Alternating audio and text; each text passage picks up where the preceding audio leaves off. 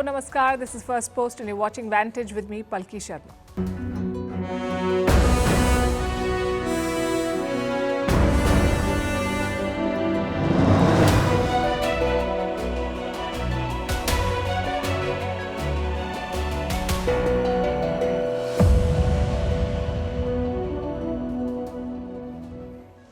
India-Bangladesh ties are worsening. Protests, arrests, attacks and an endless blame game. Mohammed Yunus is blaming the Indian media for the crisis. But guess who is looking to capitalize on all of this? China. As we speak, a Jamaat-e-Islami team from Bangladesh is in Beijing. We'll bring you the full story. In Europe, undersea cables are being sabotaged. Who is behind it? Why has this spooked Brussels and NATO, who have now deployed military assets to protect the cables? In West Asia, more than 50 strikes since Israel and Hezbollah agreed to a ceasefire. At this rate, will the truce hold? In Syria, the rebels continue to advance as the fighting intensifies. What are President Assad's options? What is XRP? Why has it gained $100 billion in value since Donald Trump's win? Why are global pharma giants rushing to launch their weight loss drugs in India? Why a court in America has blocked Elon Musk's pay package not once but twice? How the Indian GDP numbers and the falling rupee could impact the RBI governor? Why the government in France could fall barely 3 months in charge? And what's with the great CEO exodus? A record number of CEOs have quit this year. We examine why. The headlines first. The US and China battle for chip dominance. Beijing curbs exports of key chip-making components to the United States. It comes after Washington targets China's ability to make advanced chips. China had earlier tightened the exports of rare metals. The new curbs will now ban their export. US President-elect Donald Trump will be in Paris this weekend to attend the reopening of the Notre Dame Cathedral. This is his first foreign trip since winning the election. Trump will be joined by 50 other heads of state at the ceremony. Saudi Arabia executes more than 300 people in 2024, with one execution being recorded almost every day. Among them, more than 100 were foreign nationals. The numbers have gone up drastically since 2023, when Riyadh carried out 170 executions. And Italy clamps down on tourist self-check-ins. Airbnb owners will have to verify the identity of guests in person now. This move comes as tourism numbers soar in the country. Italy's fight against over-tourism also includes entry fees and ban on late-night pizza.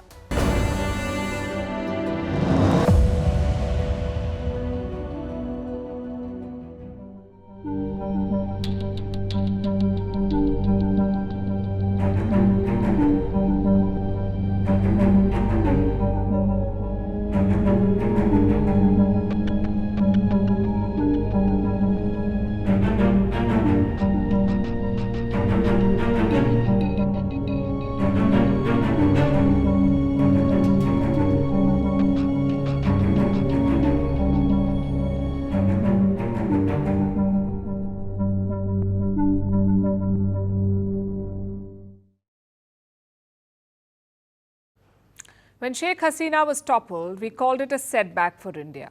It's been more than 4 months now, and I don't think setback covers it anymore. It's heading towards a breakdown. There's a war of words between Delhi and Dhaka. Diplomatic missions are being targeted, national flags are being insulted, and there is talk of trade disruptions and boycotts. Guess who's looking to capitalize on this? The Chinese. They're hosting Bangladesh's Islamist political parties. A 14-member delegation is touring Beijing. It is led by the Jamaat-e-Islami, a radical Islamist group in Bangladesh. They have a tainted history. In 1971, the Jamaat supported Pakistan's genocide in East Pakistan. That's present-day Bangladesh. Before the creation of a separate country, it was called East Pakistan. The Jamaat also opposed Dhaka's secular credentials.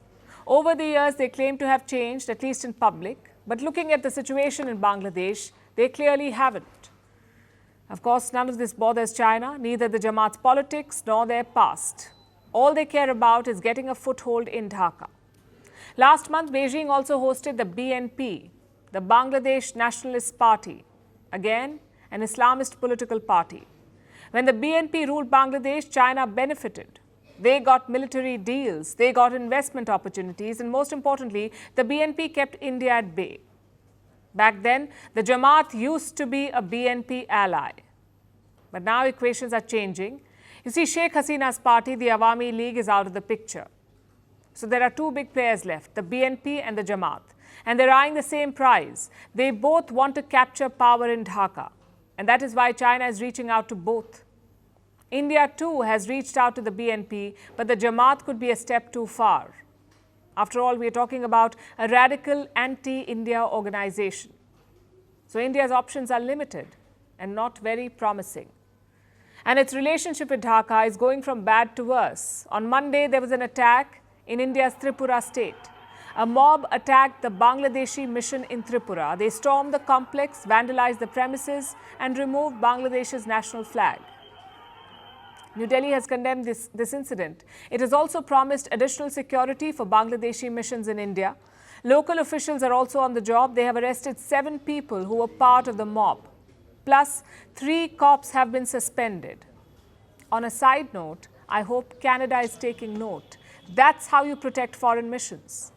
In fact, Dhaka should also take note. We've seen the Indian flag being insulted in Bangladesh. We've also seen attacks on Hindu minorities, but we haven't seen a similar response from Dhaka, or even a simple condemnation. Compared to that, India is cracking down. Yet, Mohammad Yunus is not satisfied. He summoned the Indian High Commissioner earlier today. The envoy had a meeting at the Foreign Ministry in Dhaka. He later spoke to the Bangladeshi media. He said Delhi and Dhaka have a multifaceted relationship. It cannot be reduced to one issue or one agenda. Keep continuing talking about. We have such wide-ranging relationship, multifaceted relationship, and as I've said, you cannot reduce it to one issue or one agenda. We are working across so many issues, and we really want to build a positive, stable, constructive relationship. Yunus clearly wants to escalate. Instead of admitting the problem, he's blaming Indian media. Again, apparently we are exaggerating things. In fact, a petition has been filed in Bangladesh's top court. It seeks to ban Indian news channels from their country. It says the coverage is provocative and disruptive. Well, fine, don't listen to us. Listen to your good friends in the West. The UK has just updated its travel advisory for Bangladesh. It has cautioned against non-essential visits. Do you know why? Because terror attacks are likely, according to London. We're waiting for Dhaka to say that London is also exaggerating. But for now, let's focus on India. New Delhi has displayed a lot of restraint until now. The question is, for how much longer? The public sentiment in India is changing too. In Assam, some trade bodies have decided to stop trade with Bangladesh. In Kolkata, some hospitals are turning away Bangladeshi patients. And in Tripura, hotels are denying them services, no rooms, no food. We're not saying this behavior is right. But it does reveal the challenge here. The Yunus regime has antagonized people in India. We saw another example of that over the weekend. Hundreds of Hindus marched to the border in Assam. They were shouting, Bangladesh Chalo, which means let's march to Bangladesh. Indian security forces repel these protesters, but how much longer can the sentiment be contained? Indications are New Delhi is also losing patience. You can sense that from the government's official statements. You can also see that in Sheikh Hasina's actions. Remember, she's still in India. Sheikh Hasina, she's in India. Until now, she had largely been silent, but now she's acting up. Last week, Sheikh Hasina released a statement through her party. This week, she virtually addressed an event in New York. And both times, she targeted Mohammad Yunus. She accused him of indulging in mass killings. Now, Hasina is a guest of the Indian government. So would she make such statements without consulting New Delhi, without their approval? It's unlikely, but it's only speculation at this point. What we do know is that China is enjoying all of this. They tried to sway Sheikh Hasina for many years, but she refused to abandon India. Now with Jamaat and the Islamists, Beijing senses a better opportunity, a chance to cultivate an anti-India regime in Dhaka.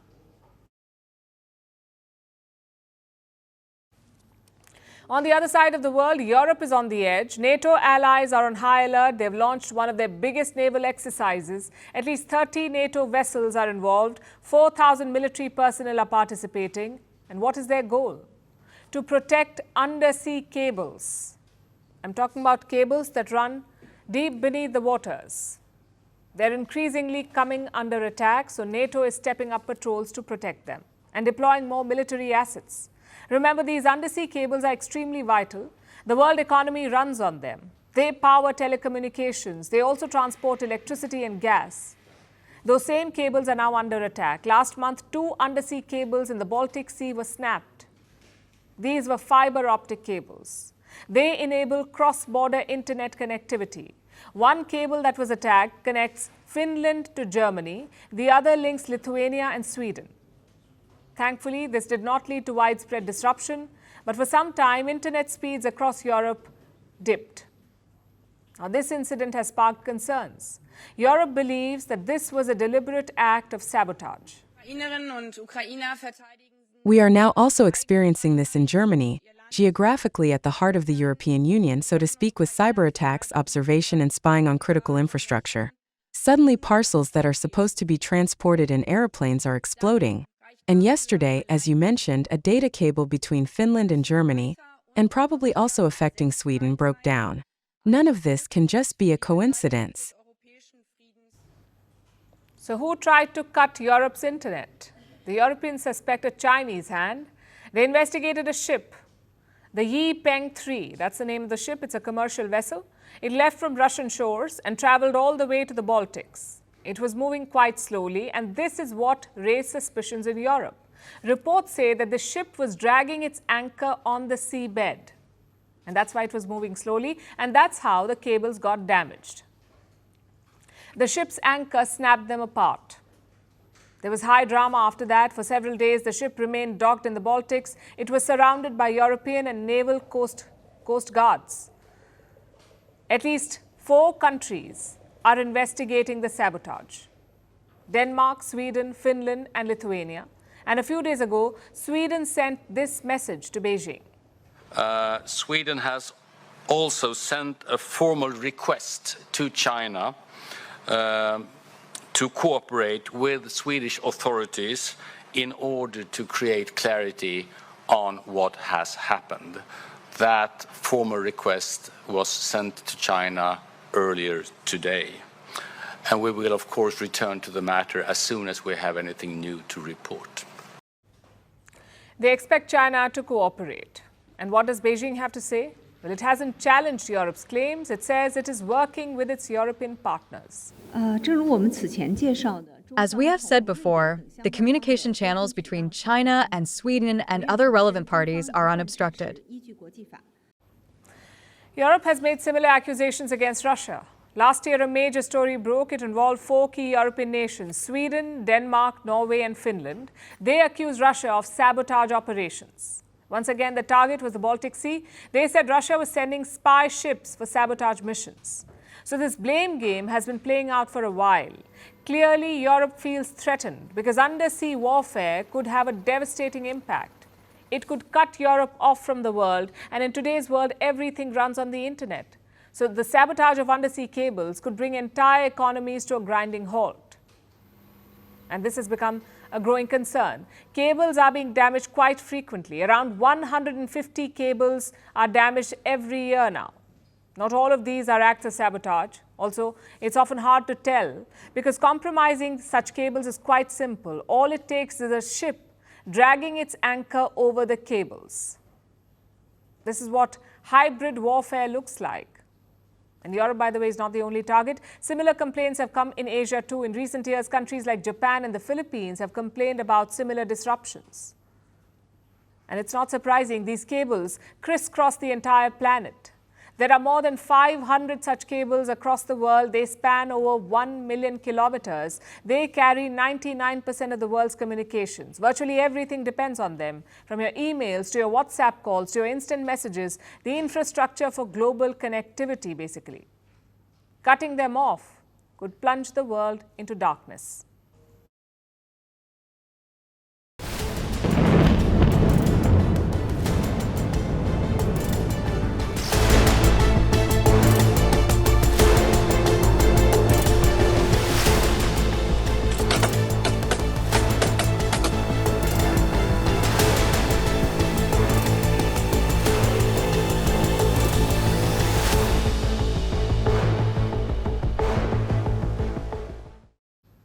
Now let's turn to West Asia. The ceasefire between Israel and Hezbollah is not even 1 week old, but it's looking increasingly fragile. Yesterday was the deadliest day for Lebanon since the ceasefire took effect. 12 Lebanese people were killed in Israeli strikes. In fact, let me show you the map. Lebanese people were killed in these 4 locations. They were among the dozen or so locations that Israel hit yesterday. Israel says it was targeting Hezbollah infrastructure, but the Lebanese government called the attacks ceasefire violations. Lebanon's parliament speaker says Israel has violated the ceasefire 54 times in about a week. But Israel does not see it that way. We hear claims that Israel is violating the ceasefire understandings in Lebanon. On the contrary, Israel is enforcing them in response to Hezbollah's violations, which demand immediate action. That was Israel's foreign minister. He says they're not violating the ceasefire by striking Lebanon. They are, in fact, enforcing it.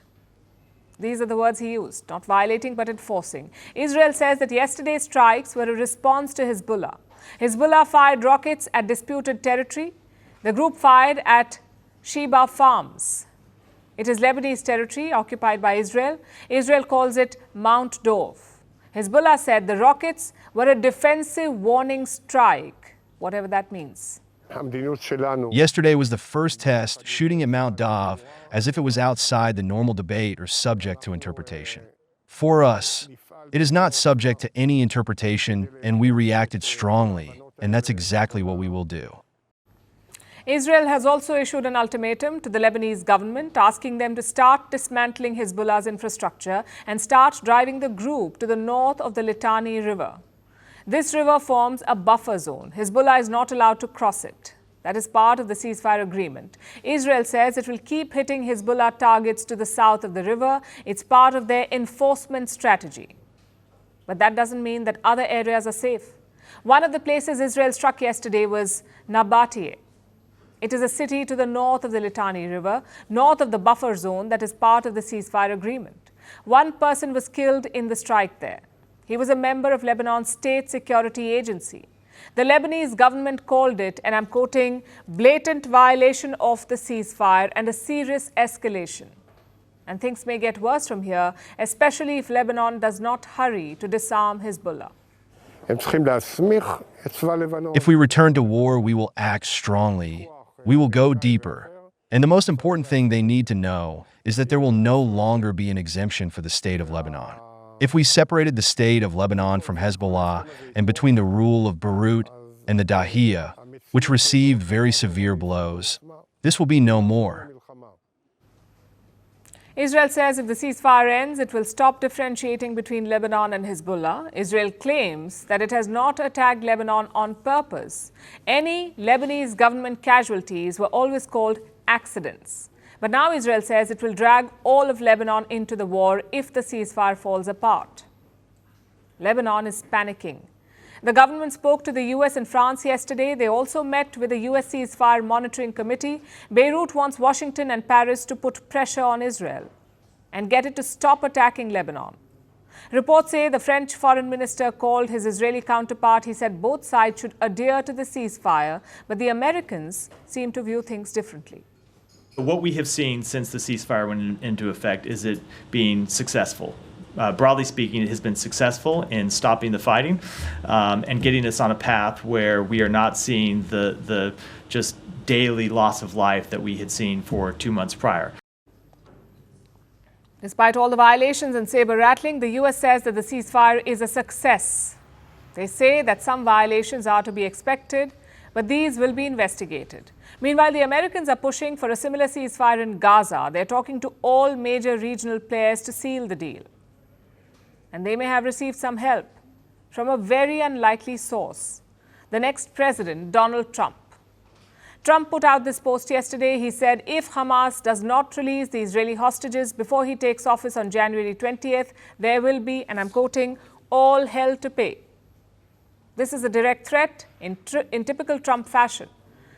And it puts Hamas on the clock, because if they don't sue for peace now, Trump may unleash his wrath on all of Gaza in January.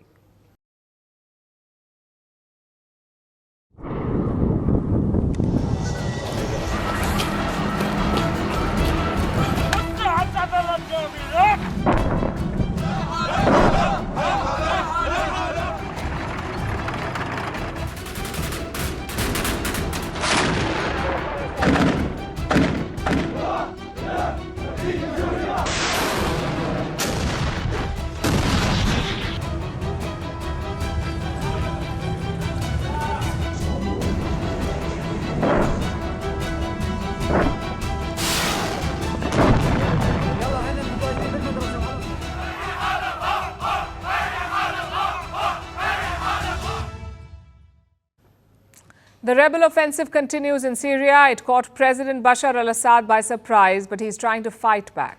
We look at the battleground updates first, and then we'll see what Assad is up to and what his options are. The rebels are advancing towards the city of Hama. They're fighting Syrian soldiers on the way. Now, Hama is located in central Syria. It used to be a rebel bastion in the early days of the civil war. Later on, Assad took the city back. Now, if you see the map, you know why it's important. Hama lies between Damascus and Aleppo. Damascus is the Syrian capital, Aleppo is the second largest city, and Hama links these two important places, which is why the rebels want it. They took control of Aleppo over the weekend. Videos showed rebel fighters in key locations, including the airport and even inside Assad's palace. Take a look at this. هاي من داخل قصر الرئيس. الله أكبر. الله أكبر. نوم الكلب. نوم الخنزير. وهي الجاكوزي تبعه.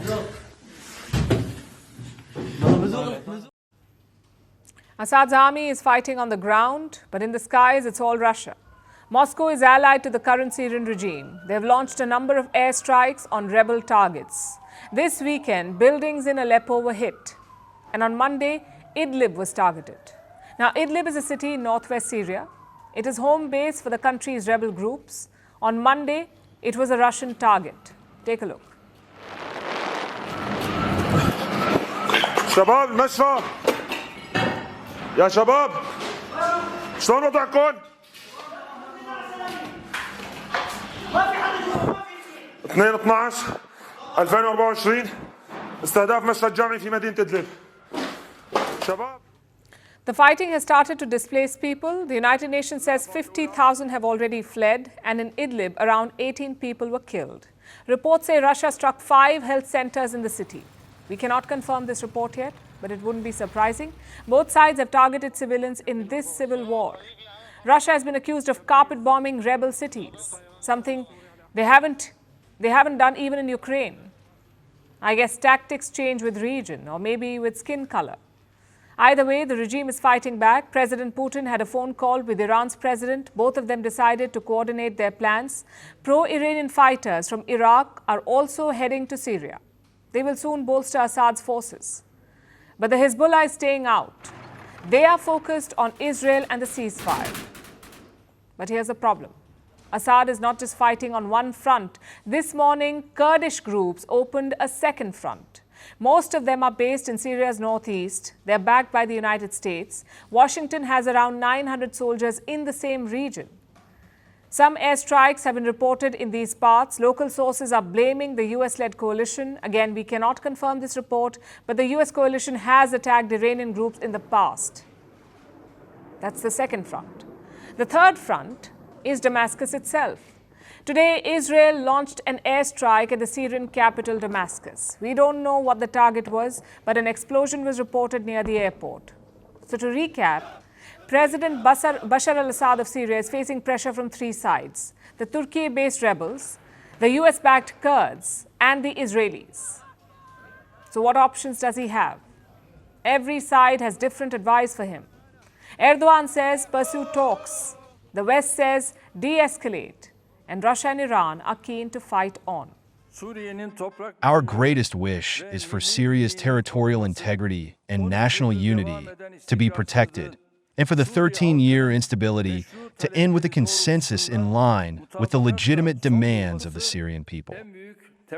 But in all of our conversations with countries in the region, we continue to urge every country to use any influence it has to press for de-escalation. We don't want to see any country try and take advantage of the situation in Syria, to try to take advantage of the instability in Syria. We will do whatever is within our power, offering any assistance necessary to establish security and peace and to combat terrorism. So which way will Assad go? His first instinct will be to fight on, to crush the rebels with brute force. But that depends on 3 variables. Number 1, Russia. How much can Putin realistically spare amid the war in Ukraine? How much firepower and air power? Number 2 is Iran. How many pro-Iran fighters will join Assad? And assuming they do, will Israel target them? And finally, variable number 3, how prepared are the rebel forces? Will they get reinforcements from their foreign backers?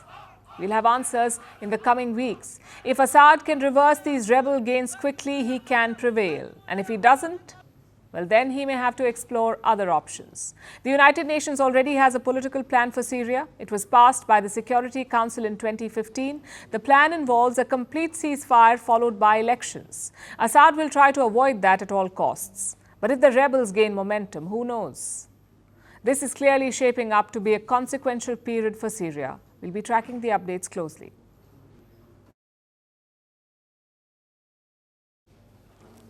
Our next story is about cryptocurrencies. They're seeing an incredible bull run. Since Donald Trump's election victory, the crypto market has gained over $1 trillion. Bitcoin remains the market leader. It came close to $100,000 last month, $1 lakh for one Bitcoin. And now another cryptocurrency is rallying. It's called XRP. Since the US election, XRP has gained $100 billion in value. It is now the world's third largest cryptocurrency. So what is driving this rally? Is it only Donald Trump and his promise to make America the world's crypto capital? Or is there more at play? Our next report explores. This is the chart for XRP, the cryptocurrency. It had a volatile day of trade. But if you take a step back and zoom out the graph, you'll see the big picture emerge. Over the past month, XRP has soared. Its value has jumped by a whopping 400%. XRP today is the world's third largest cryptocurrency. So what is XRP? Launched in 2012 by Ripple Labs, XRP was designed for a specific purpose. Its creators positioned it as a tool for fast and low-cost international payments. That's what drew users towards XRP. But its current rally has nothing to do with these features. There are no fundamental factors driving this rally. XRP owes its gains to President-elect Donald Trump. During campaigning, Trump positioned himself as a crypto-friendly candidate. If crypto is going to define the future, I want to be mined, minted, and made in the USA. That's a big shift for Trump. During his first term, Trump called crypto assets like Bitcoin a scam. But he's changed his position dramatically. Not only has Trump endorsed cryptocurrencies, but as a candidate, he also accepted donations in crypto. Trump has made some bold promises to crypto lovers. He has pledged to make the United States the global capital of cryptocurrencies. He even wants to create a crypto reserve. Crypto adopters are optimistic that Trump will deliver on these pledges, and their confidence grew after Trump announced his initial cabinet picks. Like Howard Lutnick. He's a Wall Street investor and Trump's choice for Commerce Secretary. Lutnick is bullish on crypto and has even invested in Tether, a crypto firm. Then there's Elon Musk, the mercurial entrepreneur. Musk placed a big bet on Trump. Hi, everyone.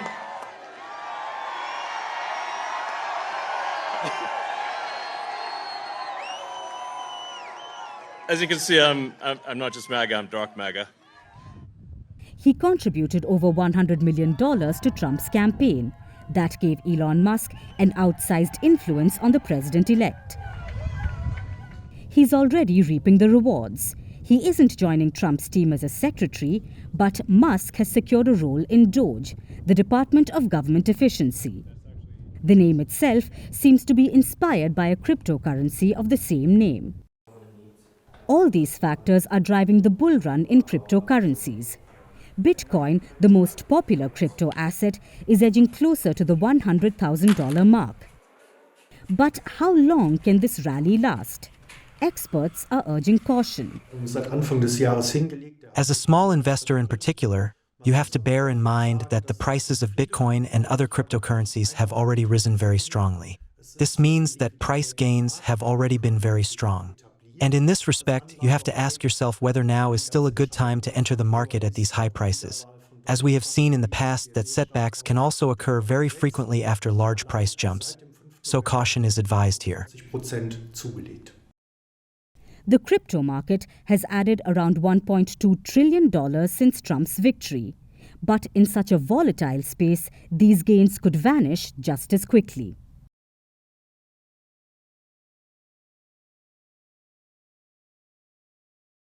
We're in the last month of 2024. A lot of things have defined this year: elections, wars, artificial intelligence. One such phenomenon is weight loss drugs, especially the likes of Ozempic. The world got a peek of them in 2022.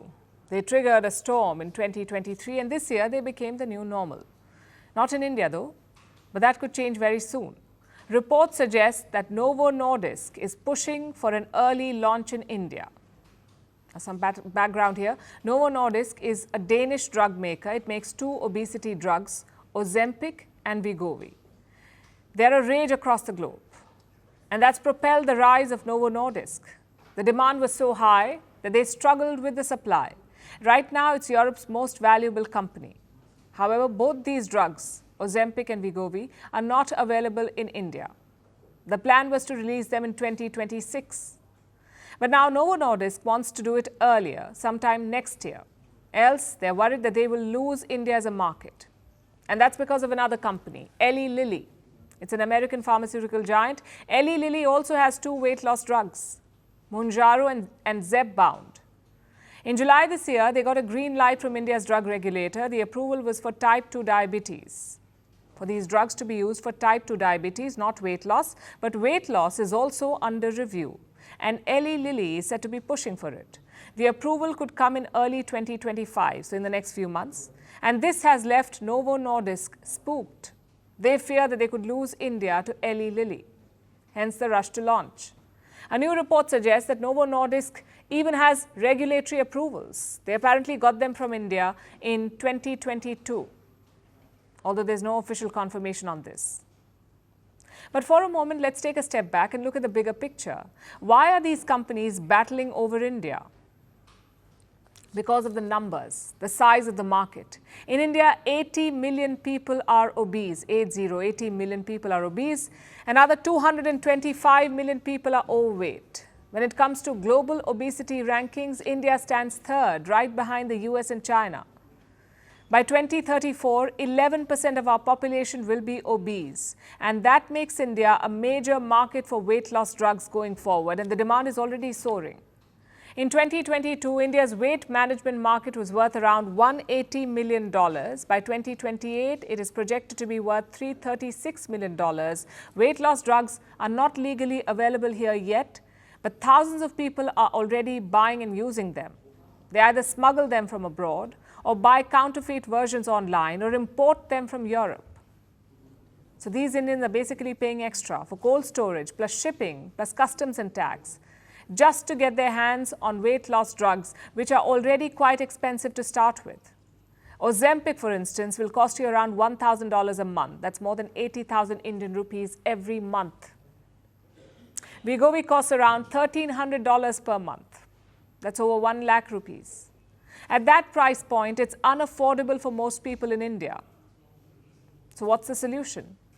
Well, there are two ways around it. First, Indian pharma giants entering the market, which is already happening. The likes of Sun Pharma and Cipla, they're working on new drugs. The tests have been positive. They're expected to be released soon.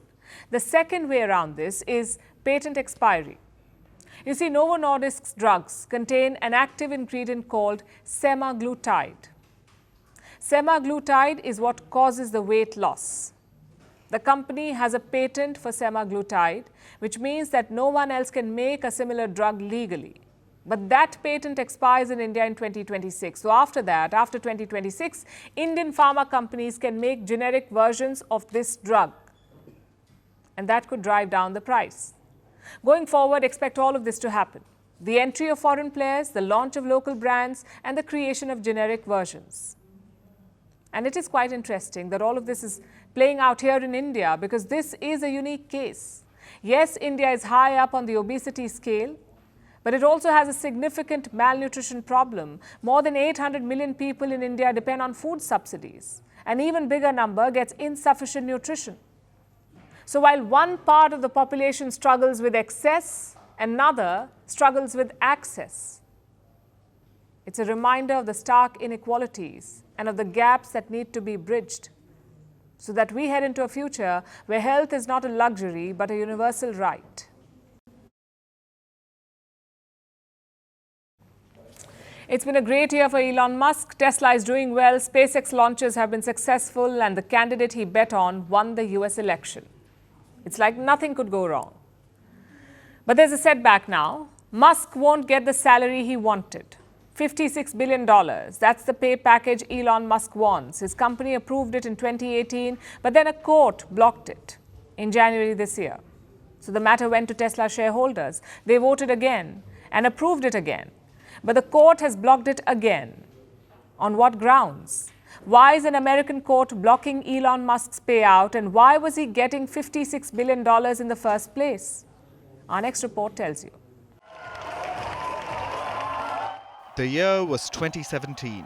Elon Musk was leading Tesla, but there were murmurs about his future at the company, about whether he would head it in the years to come.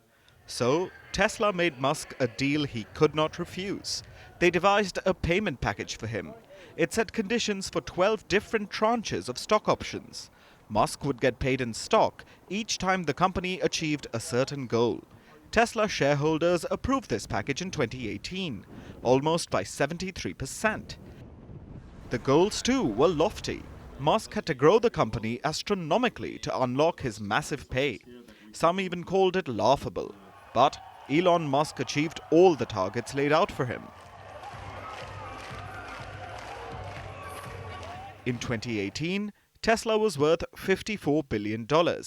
Musk grew it out to $650 billion, the original goal set out in the deal. This meant an astronomical pay package was due. But in January, the deal was thrown out. Tesla is based in the state of Delaware, and a Delaware judge found a few problems with this payout.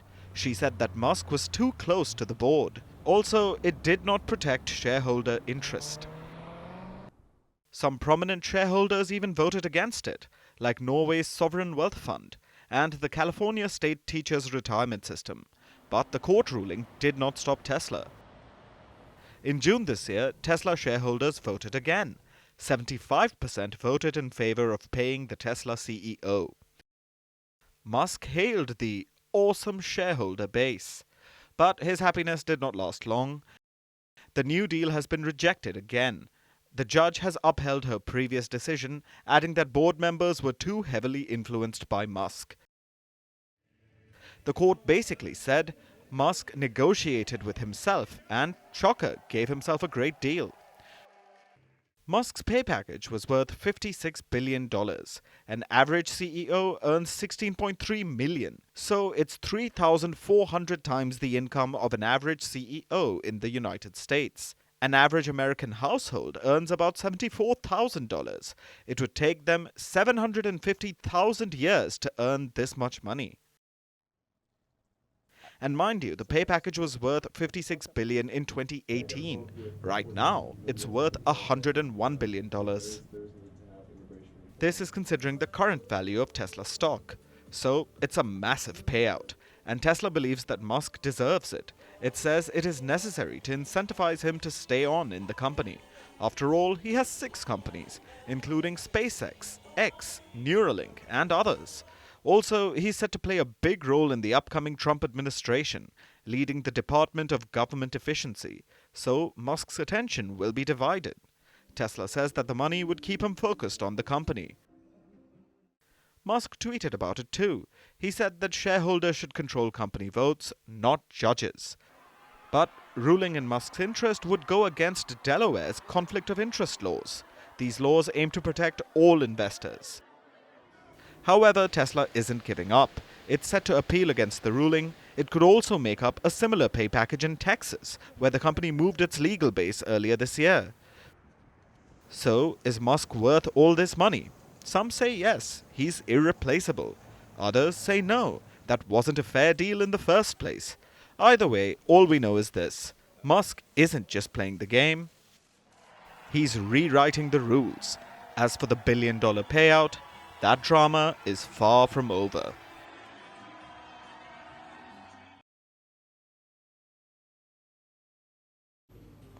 There's a buzz in India's financial streets, and it revolves around one man, the Governor of the Reserve Bank of India, Shaktikanta Das. His tenure as RBI chief ends next week, but the government has been silent about his future. Will they give him an extension, or will they replace him? And this buzz comes at a very important time. India's GDP numbers were published last week. They came as a massive disappointment. The RBI had predicted 7% growth. The actual number was 5.4%. Now, the wrong prediction is not the problem here. The problem is what happens next. Union ministers have been dropping hints for a while now. They want the RBI to cut interest rates. Commerce Minister Piyush Goyal said so last month. Listen in. I certainly believe they should cut interest rates. Growth needs a further impetus. We are the fastest growing economy in the world. We can do even better. And frankly, the largest component of inflation is food inflation. And how would that help? Well, think of it as a chain reaction. Commercial banks get loans from the central bank. They get these loans at an interest. If that interest rate is cut, banks get cheaper loans. If banks get cheaper loans, they can transfer that benefit to us, meaning consumers will also get cheaper loans. And who doesn't like that? Your house loans, home loans could get cheaper, your car loans, maybe even your credit card spending. And this increased spending will boost India's economy. That's why ministers want a rate cut. But the RBI is not convinced yet. Why? Because of inflation. India's October inflation came in at 6.21%. That's a 14-month high. It's also way above the target of 4%. Which is why the RBI is wary. The central bank will be meeting from Wednesday to Friday. Most experts do not expect a rate cut. They say it's more likely by February 2025. So the pressure is certainly on Shaktikanta Das. Reports say he could still get an extension, but a few other candidates are also in the fray, like the chief economic advisor and the deputy governors of the RBI. If the extension does not come, it would raise questions because Das has had a long tenure, in fact, the longest in almost 7 decades. He was first appointed in 2018, he got a 3-year extension in 2021, and he was twice ranked the best central banker in the world by Global Finance magazine. He managed the inflation crisis well in the last few years, but food prices have been sticky. We've had extreme heat waves, unseasonal rains, flooding in different parts of India, and global supply chain disruptions. All of this has increased food prices in India. The RBI's job is to control that. But the government's job is to ensure growth. Sometimes these two goals can be contradictory, and that often leads to friction. Not just here in India. This is a tussle we see across the world.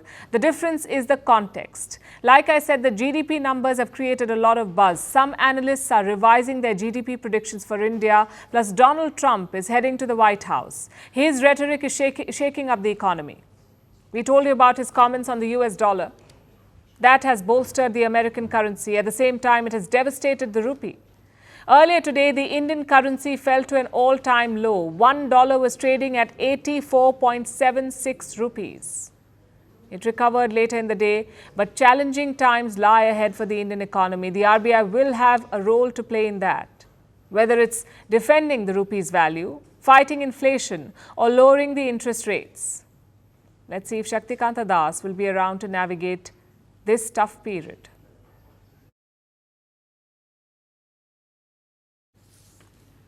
Our next story is about France. The country is facing yet another crisis. Their government may fall tomorrow before it completes even 3 months in power. The Prime Minister, Michel Barnier, faces a no-confidence vote. It's a vote that he is likely to lose. So France could be without a proper head of government yet again. It's a political mess, courtesy President Emmanuel Macron. He called for snap elections in June, and since then there has been uncertainty. And this is not the only problem that he's grappling with. There are strikes and protests, a nationwide taxi strike, farmer protests, a government worker strike, maybe even an energy sector strike. It seems every part of the French society is protesting, and now the government is about to shut down as well, as Paris gears up to host world leaders for the reopening of the Notre Dame Cathedral. Here's a report. A fire was lit in the streets of Paris today.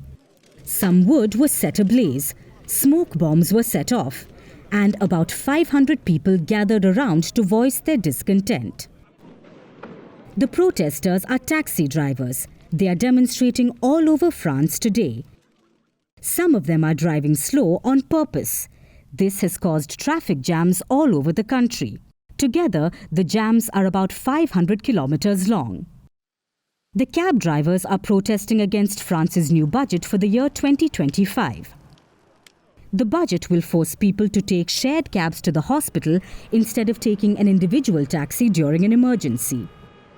It's a deeply unpopular move, and taxi drivers say they will lose money. That is why they are protesting, that is why they lit the fire, and that's why thousands of taxi drivers from all over France are making their way to that spot.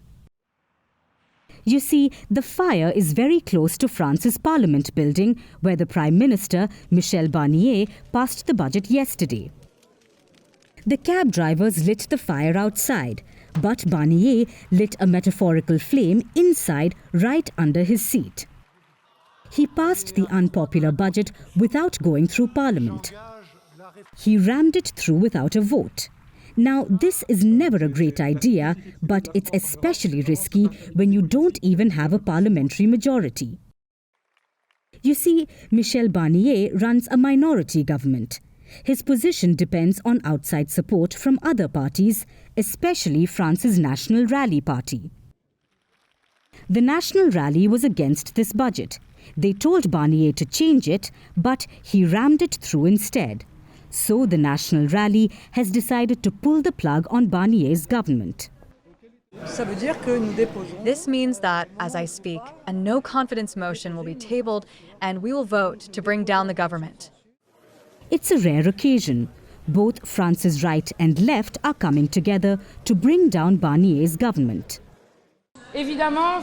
Obviously, in the face of this umpteenth denial of democracy, we will vote no confidence in this government, and Michel Barnier will probably go down in history as the Prime Minister who had the shortest term of office as Prime Minister of the Fifth Republic. We will vote no confidence, and contrary to what the Prime Minister said just now, there will not be chaos once Mr. Barnier and his government have gone. We are now experiencing political chaos as a result of both Mr. Barnier's government and Emmanuel Macron's presidency. Michel Barnier became Prime Minister on September 5th. He hasn't even completed 3 months in power, and he could be ousted tomorrow. This could spell trouble. It took about 2 months for French parties to agree on Barnier as Prime Minister. He was a compromise candidate after weeks of negotiations, and he probably won't even last 3 months. So what happens next? What happens if he gets ousted? Most likely, there will be more gridlock, much like the taxi jams taking place all over France, and things will get worse soon. The taxi driver protest is scheduled to go on till Thursday, and then 2 more protests may begin that same day. A government workers' strike and an energy sector strike. Both groups are demanding higher wages, so they have threatened to bring services to a halt. When you look at all these things together, it sounds like the perfect metaphor for French politics.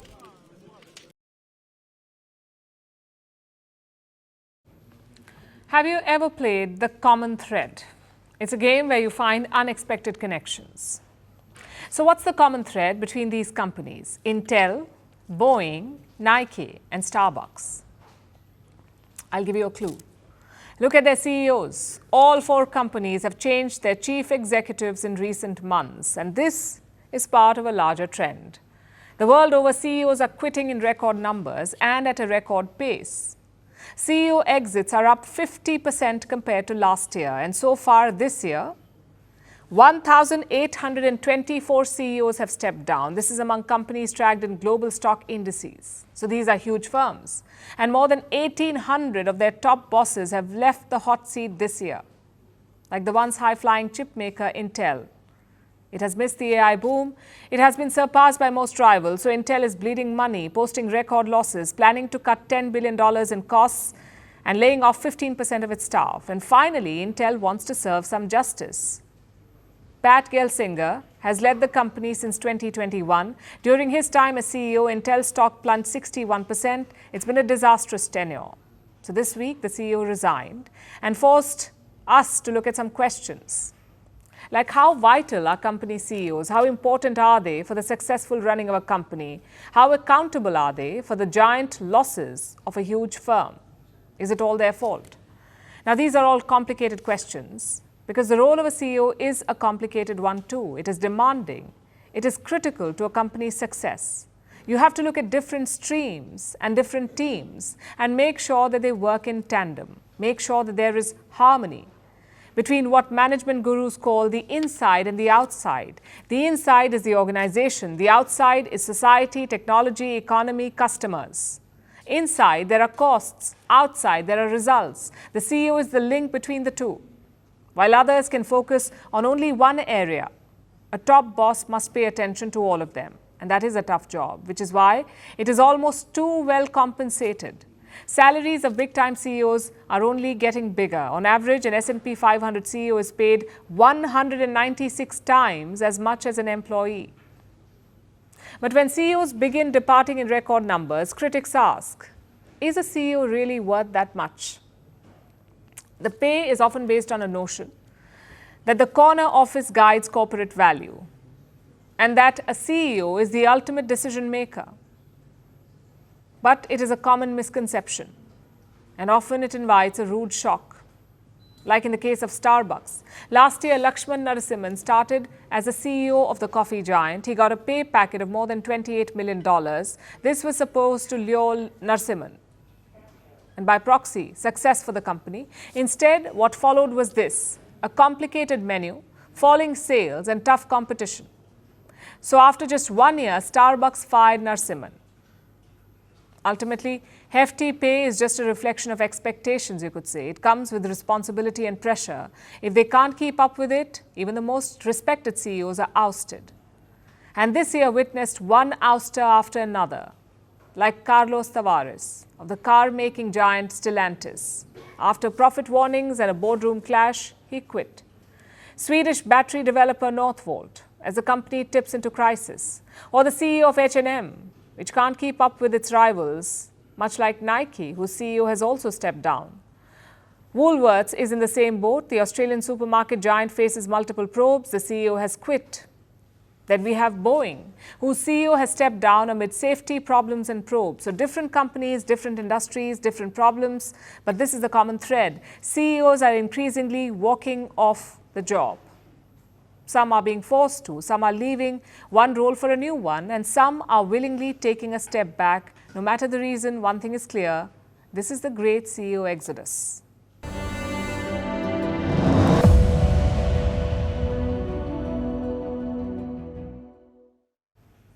Say what you want about Donald Trump, but you can't deny one thing: the man knows how to entertain, even when the setting is a serious discussion on tariffs. That's what happened at Mar-a-Lago. Canadian Prime Minister Justin Trudeau flew down to meet Donald Trump last month, and they had dinner together. Trudeau's main agenda was to discuss Trump's proposed tariffs, 25% on all Canadian imports. Trudeau told Trump it would kill Canada's economy, and you won't believe what Trump replied. He said, "Become the 51st state of America and you don't have to pay tariffs." And he did not stop there. Trump said the title of Prime Minister is much better, but Trudeau would still be governor. It's funny enough when you hear it. It's even funnier when you imagine Trump saying it in his typical style, and even more funny when it's in the middle of a serious discussion on tariffs. I bet Trudeau did not like the joke. Reports say he laughed nervously with his aides. But social media had very different emotions. Take a look at this. The tariffs will kill Canada's economy. Become the 51st U.S. state, then don't pay tariffs.